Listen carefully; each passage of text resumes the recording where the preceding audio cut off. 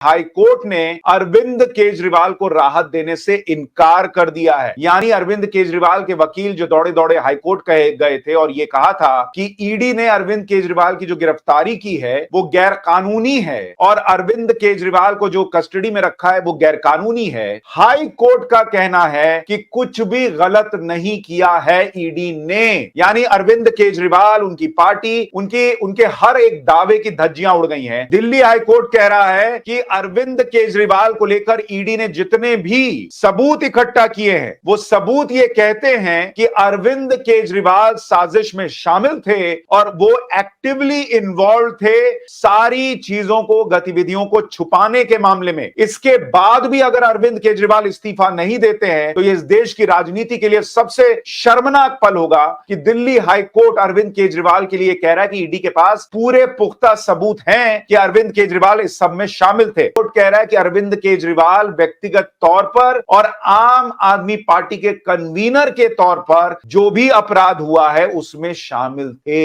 ये Delhi high court अपने judgement में कह रहा है। कोर्ट कह रहा है कि अगर जिन लोगों ने गवाही दी है आप उन पर ही संदेह करेंगे, इसका मतलब आप कोर्ट और जज पर संदेह कर रहे हैं। कोर्ट ये कह रहा है कि ये नहीं कह सकते कि ऐसा लगे कि भाई नया कानून ला दिए और सरकारी गवाह बना के और केजरीवाल को फंसा दिए। जांच और पूछताछ के मामले में कोई व्यक्ति भले ही सीएम क्यों ना हो उसे विशेष छूट नहीं दी जा सकती। अरविंद केजरीवाल आज की डेट में भूल चुके कि वो कभी आम आदमी होने का दावा करते थे और कोर्ट को याद दिलाना पड़ रहा है कि आप सीएम हैं तो इसका मतलब आपके लिए अलग से चीजें थोड़ी ही होंगी। कोर्ट ने कहा कि नहीं बॉस, आप होंगे सीएम लेकिन वीडियो कॉन्फ्रेंसिंग के जरिए पूछताछ नहीं होगी क्योंकि सबके लिए नियम बराबर हैं। हाईकोर्ट ने यह भी कहा कि क्या केजरीवाल की गिरफ्तारी की जरूरत नहीं थी, कोर्ट ने कहा इसकी जरूरत थी। इतनी बड़ी बात आज कोर्ट ने कही है।